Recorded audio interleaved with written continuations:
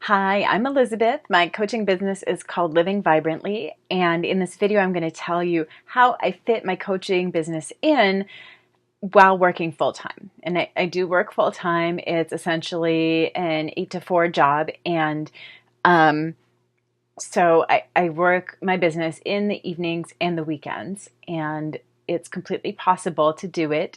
You just have to be very structured with your time, and of course allow yourself some time for fun and downtime and rest as well. So here is how I do that. So first of all, we don't have pets or kids. It's just me and my husband. Not to say that you can't do this if you do have more responsibilities, but I definitely have known people who work full-time and have kids and have built really amazing businesses, but that's just not, I think that does help me to some degree. And the other thing is that since I started this business, there are certain things that I've given up, and it might be temporary, but I watch almost no TV. I love to read, but pretty much when I'm on vacation is when I catch up on reading.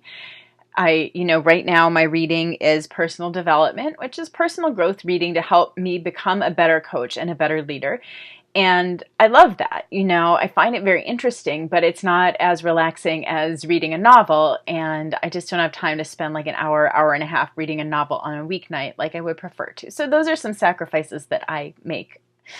And, I used to teach yoga and do some volunteer work, and I have had to give those up for now. I think that I definitely will bring them back, but really in the short term, it's all about what can move my coaching business forward until it's more established. So it's in a growth phase right now, and that just requires more work from me.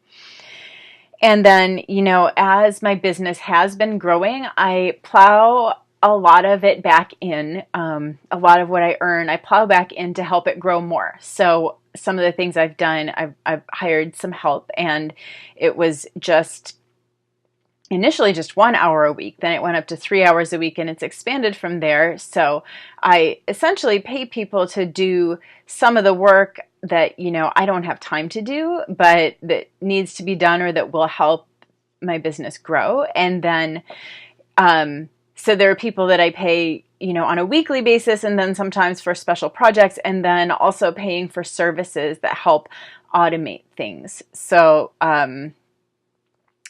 just like Facebook ads is a good example. So I can go and research people who are interested in the things, if they're like a fan of a Facebook page that is kind of has similar interests to mine, then I might, send them a message and introduce myself. But that's really time intensive. So Facebook ads, you can get into targeting them pretty specifically so certain people see them.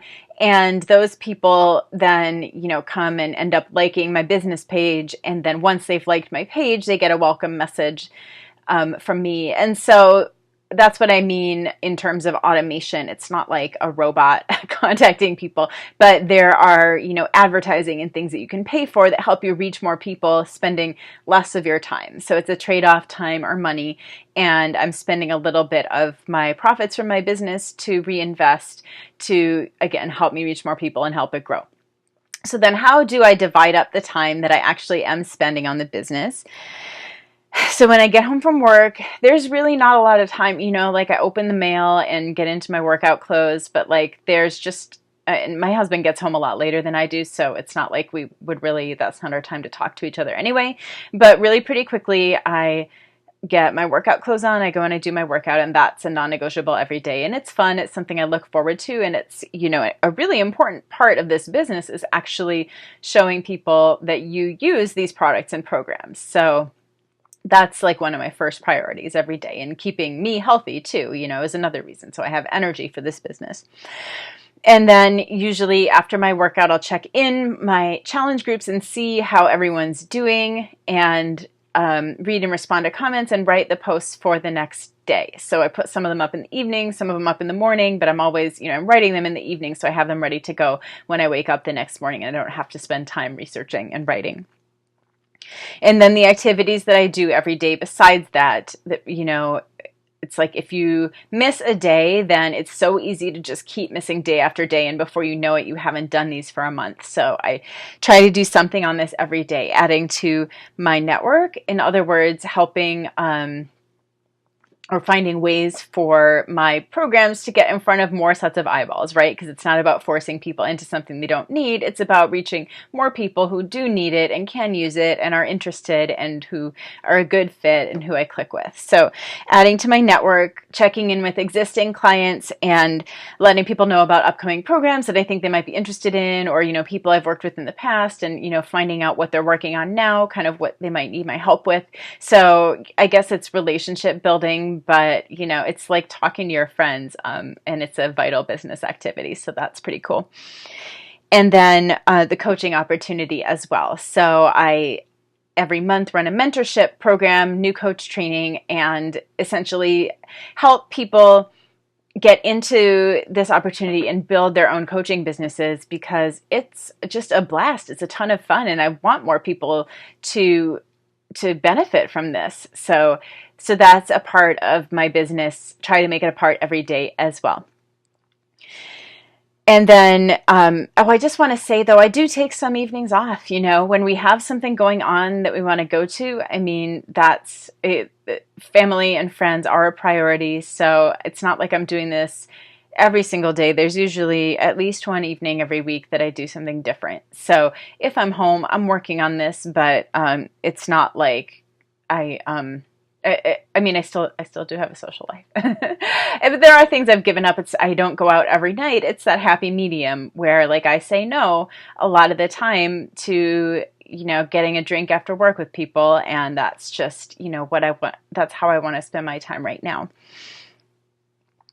And then, I just want to say, so weekends are for two things, kind of bigger projects. If I have like an ebook that I want to put together, or a video series I want to record and edit, those things, there's just not time on the weeknights with all those other activities that I just described to you. So those bigger projects I dig into on the weekends, writing new posts for my blog, putting together my newsletter, things like that. And then I also, it's been hugely helpful for me to be on Wi-Fi wherever I can be.